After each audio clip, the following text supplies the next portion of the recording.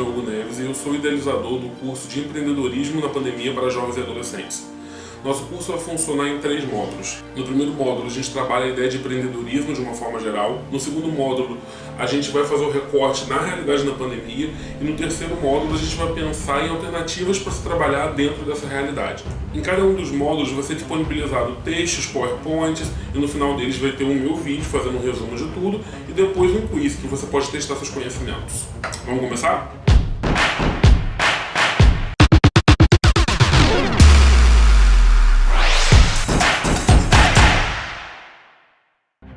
Aqui no primeiro módulo a gente começa com a apostila do professor Alexandre Rodrigues Alves sobre empreendedorismo. Essa apostila é bem bacana e ela é gratuita, você encontra ela na internet inteira, vale a pena ler se você estiver investindo. Mas aqui para o curso a gente vai usar só o primeiro capítulo. Nesse primeiro capítulo ele vai definindo o que é empreendedorismo historicamente, como é que o conceito foi evoluindo até chegar nos dias de hoje. A ideia atual de empreendedorismo é uma ideia ligada a comportamento. Empreendedorismo não é sinônimo de negócio, tem a ver com uma postura. Para isso ele fala que existem 3 tipos de empreendedorismo.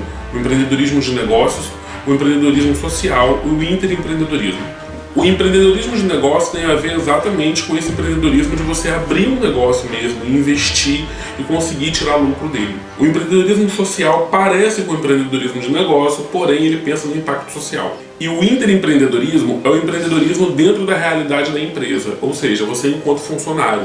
É aquele funcionário que propõe ideias, traz projetos, que ele é proativo diante de momentos de crise. Uma das principais ideias que tem nessa apostila é a ideia de que o empreendedor precisa agir de forma ética. O empreendedor ele não pode pensar na riqueza só para si. Ele é alguém que ele gera riqueza para o meio de uma forma geral. Quando ele abre um negócio aqui, ele gera funcionários. Esses funcionários ganham mais dinheiro e também vão investir no comércio local. Esse comércio também ganha mais dinheiro e de repente vai ser cliente desse cara aqui. Então o empreendedor ele gera riqueza para o coletivo. Pensando dessa forma, a gente tem que pensar sempre o empreendedorismo ligado à ética. O empreendedor ele não pode pensar apenas no enriquecimento. Se a pessoa só nega impostos, não paga direito trabalhista devidamente, polui a natureza, ela não está tendo um pensamento empreendedor. O lucro ele é uma consequência do comportamento empreendedor. Ele não pode ser uma causa que justifique qualquer meio. Na apostila, o professor enumera as seguintes qualidades para o empreendedor: busca oportunidade de iniciativa, corre risco calculado, exige qualidade, eficiência, persistência e comprometimento. Ele também levanta características do planejamento, e isso é muito importante. Em todos os vídeos que eu fizer, em algum momento você vai me ver falando de planejamento. Planejamento é uma peça fundamental na vida de qualquer empreendedor. É preciso planejar para poder sobreviver às demandas que o mercado manda. Das características do planejamento, ele fala em busca de informações, estabelecimento de metas e planejamento, monitoramento sistemático. Planejamento quer dizer que todas as fases do plano tem que ter uma espécie de subplano. E ele deve ser feito sistematicamente, ou seja, sempre, constante. No final desse capítulo, o professor usa uma frase que eu acho que resume bem a importância do planejamento. Ele pega um provérbio chinês que diz: se você quiser derrubar uma árvore da metade do tempo, leve o dobro do tempo amolando o machado. O machado é o seu planejamento e a árvore é o seu negócio. O segundo texto é um texto da plataforma Realização Empreendedora, em que fala a diferença entre um negócio e uma empresa. São conceitos que às vezes são confundidos, mas são bem diferentes. Negócio é um acerto que a gente faz até de forma informal. Eu posso aqui nesse momento te oferecer um produto, a gente pode estabelecer um valor, uma forma de pagamento que pode ser em dinheiro, pode ser em serviço.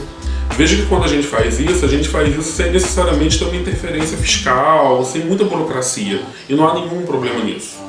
Agora vamos imaginar que esse negócio comece a tomar corpo, que isso comece a acontecer com frequência, que eu faça isso com várias pessoas. Aí talvez seja um momento de abrir uma empresa. Uma empresa exige toda uma burocracia, mas ela é importante para o crescimento de um empreendimento. Empresa é uma instituição registrada, formada por pessoas para poder fazer negociações formais. É importante, antes de você abrir uma empresa, testar a sua ideia, fazendo pequenos negócios.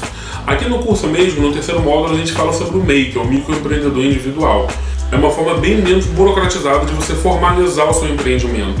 Porém, ainda assim, mesmo sendo um pouco formal, vale a pena você fazer pequenas negociações para poder experimentar antes de cair nessa burocracia.